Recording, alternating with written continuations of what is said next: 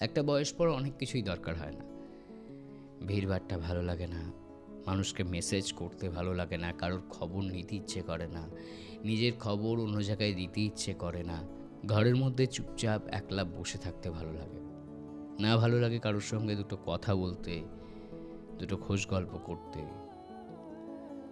কাউকে নিজের খোঁজ দিতে, বা কারোর মুখে নিজের কথা শুনতে।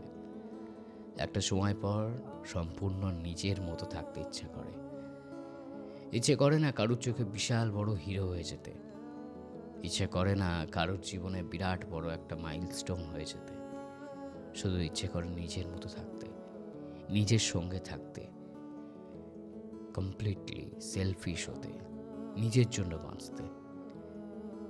কটা দিন জীবনে বাঁচবে কেউ তো জানে না, কিন্তু একটা সময় পর আর কোনো কিছুই ভালো লাগে না। পার্টি, ফ্রেন্ডস, রিলেশনশিপস, প্রচুর টাকা, ড্রিম, কিচ্ছু ভালো লাগে না।